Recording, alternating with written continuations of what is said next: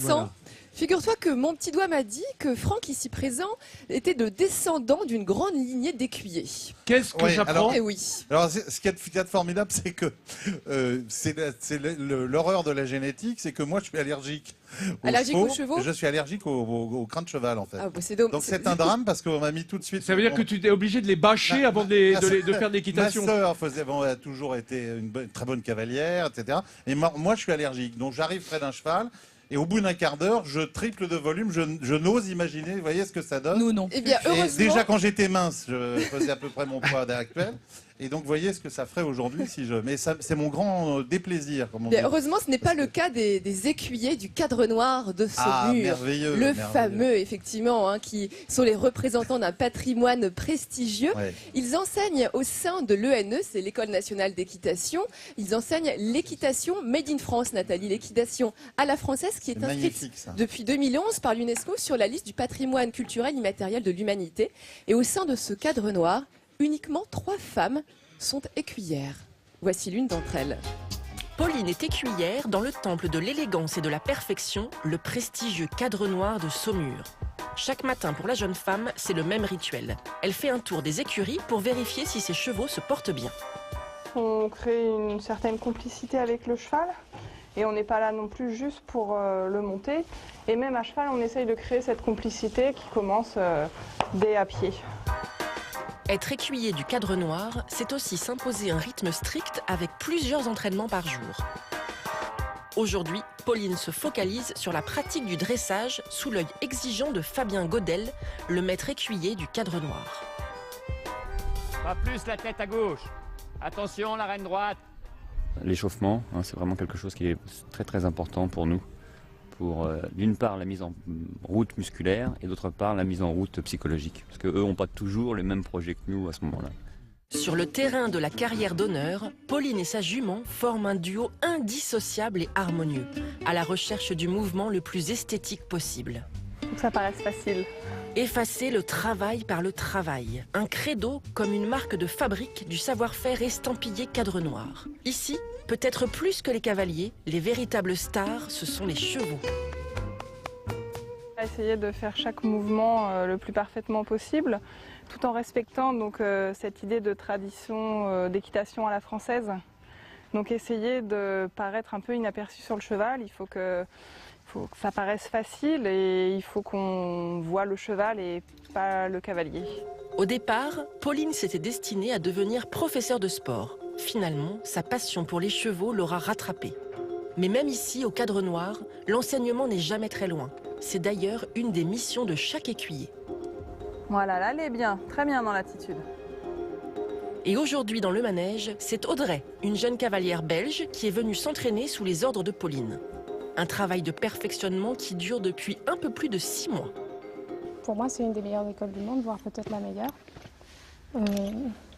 Déjà, toutes les infrastructures, ça aide vraiment beaucoup au travail. Ça fait un travail plus sérieux, plus encadré. On est très bien entouré au niveau professeur. Plein de professeurs qui ont des connaissances variées, donc ça fait un apprentissage très équilibré, je dirais. Comme Audrey, chaque année, plus de 2500 élèves français et étrangers viennent se former aux côtés des cavaliers d'élite du Cadre Noir. Une école d'exception dans l'art de monter à cheval. Une équitation juste et légère qui pourrait se résumer par la doctrine de l'institution. Calme, en avant, droit. Un message qui s'adresse ici aussi bien au cheval qu'à l'homme. Voilà, voilà, bravo. Bon, comme je suis heureuse, les amis, de vous présenter ici sur le plateau Jean-Franck. Jean-Franck, qui est un des écuyers formateurs du Cadre Noir. Regardez comme il est élégant quand même avec ce magnifique... On sent bien fort. Hein. Il n'y a que Gonzague qui tient la comparaison. On sent l'homme qui est cadré quand même. Alors Jean-Franck, je tenais à lui rendre également hommage car vous avez une sacrée carrière quand même au sein du Cadre Noir. Ça fait combien de temps que vous y êtes en tant qu'écuyer? Alors ça fait 34 ans. Mais c'est 34 ans de bonheur parce que j'ai fait un métier de passion pendant 34 ans, donc j'en ai vraiment profité. Et c'est bientôt la fin de votre carrière. Alors normalement, je dois m'arrêter à la fin de l'année, Vous vers devez, le- c'est-à-dire Ouais, je suis pas il obligé n'est de pas encore m'arrêter. sûr, quoi. Il n'est pas obligé, il n'est pas obligé. Il a dit Je suis pas obligé, je suis pas normalement. encore très vieux, alors Ah, mais j'ai jamais dit ça. malgré les apparences, je peux tenir encore un peu le choc.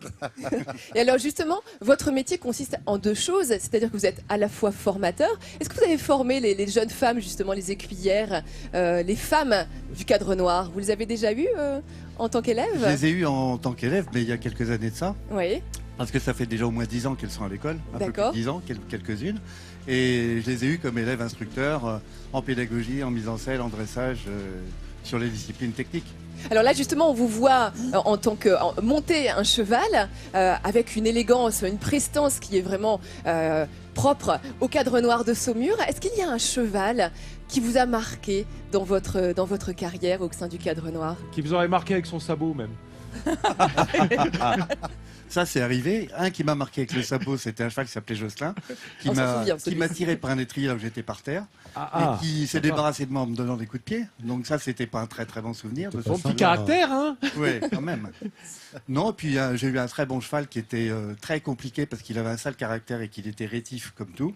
Et que ça m'a demandé tellement de travail, tellement d'investissement, que j'ai trouvé que c'était un cheval que j'ai mémorisé parfaitement parce que c'était vraiment une grande difficulté technique et psychologique que de le monter. Alors une grande difficulté technique aussi, ce sont les fameux sauts du cadre noir de Saumur que vous exécutez au cours des spectacles qui représentent justement l'équitation à la française. Ces sauts, ce sont, on peut les voir là en images, bien entendu.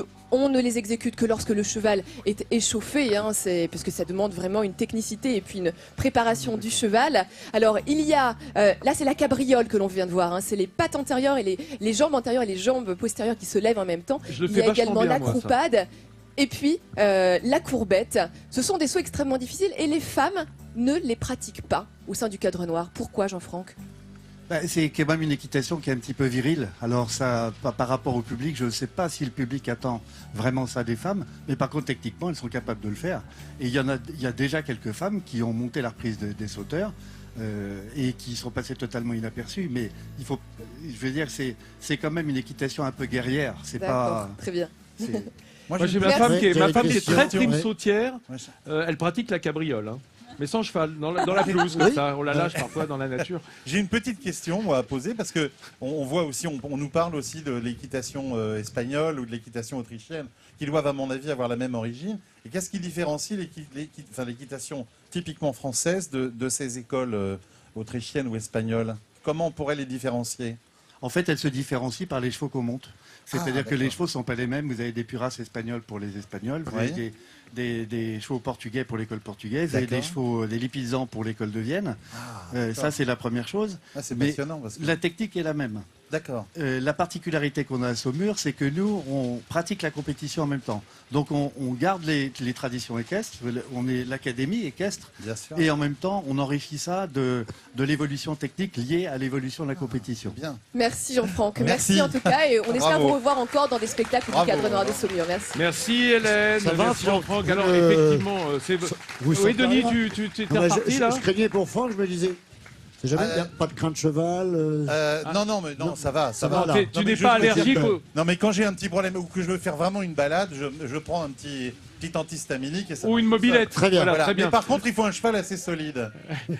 Est-ce que vous savez On a ça en France. Est-ce que vous savez quel est le surnom qu'on donne à Saumur au commandant du cadre noir? Dieu. Ah carrément, carrément. Pas de blasphème, Gonzague, ça ne te mènera nulle part.